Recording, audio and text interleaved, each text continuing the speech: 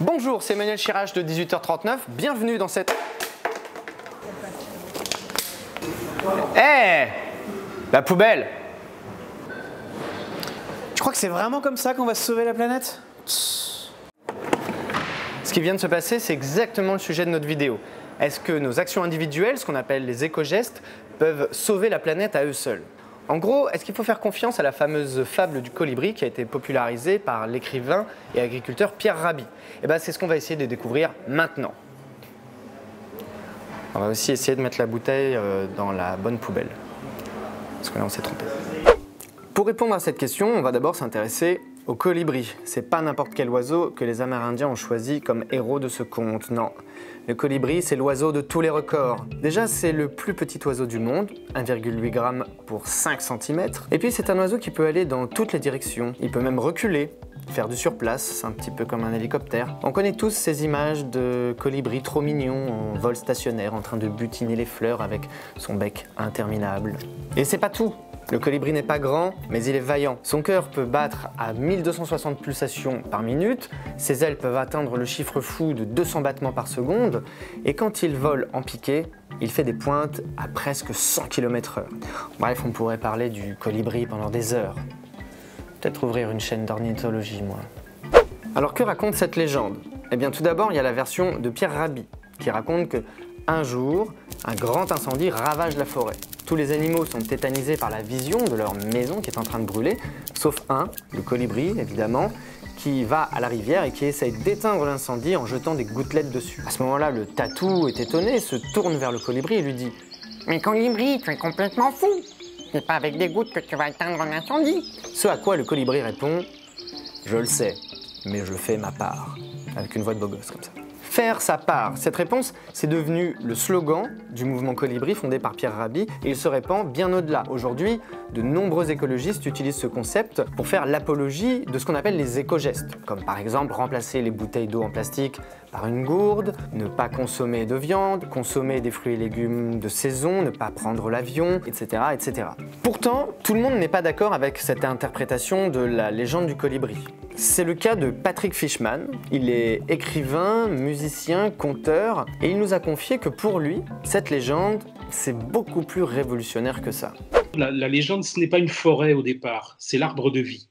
Aussi bien dans les légendes amérindiennes que dans les légendes africaines, c'est un arbre qui est enflammé par l'humanité, qui n'écoute plus la nature, qui ne respecte plus les animaux, qui a oublié qu'elle-même faisait partie de la nature. Donc c'est un arbre qui est en flamme. Chez les Indiens Shuar notamment, le colibri, c'est celui qui amène le feu. C'est étrange parce que là, il s'agit de l'éteindre. Donc il connaît le secret du feu. Alors là, il s'agit d'un feu intérieur, d'un réveil. Le colibri, en fait, symboliquement, dans le conte d'origine, c'est pas celui qui fait sa part, c'est celui qui prend le plus possible dans son bec, et c'est le plus possible qui est sa part. Quand le colibri appelle tous les oiseaux, il ne demande pas au pélican de prendre une goutte, il demande au pélican de remplir complètement son bec. Je me suis permis en tant que conteur de prolonger cette légende en disant que chaque fois qu'un colibri s'éveille, il y a un pélican qui s'envole. C'est-à-dire, c'est pour rappeler que ce super pollinisateur qu'est le colibri, il prend dans son bec le maximum quand il pollinise. La tradition des contes, c'est l'oralité. Et quand vous êtes dans l'oralité, les conteurs, au fur et à mesure que la société bouge, ensemençaient voyez, à partir du moment où c'est écrit, où c'est enregistré, où ça devient un argument, fût-il magnifique, d'une partie de la population ou d'un groupe, ça s'étiole.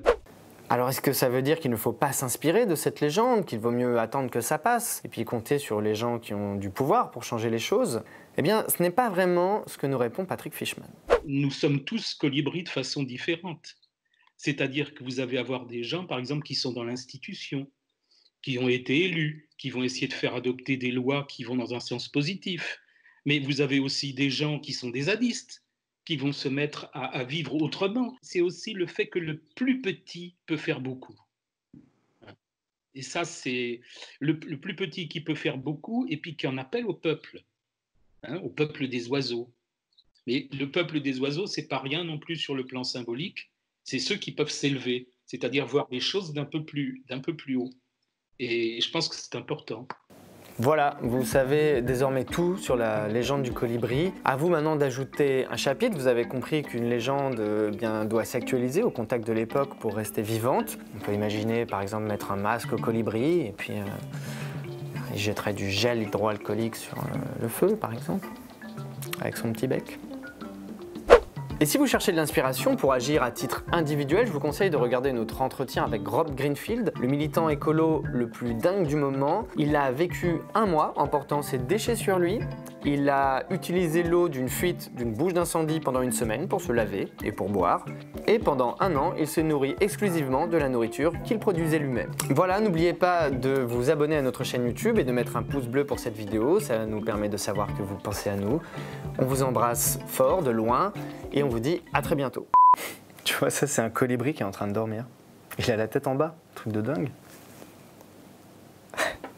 Là, il boit dans la main de quelqu'un.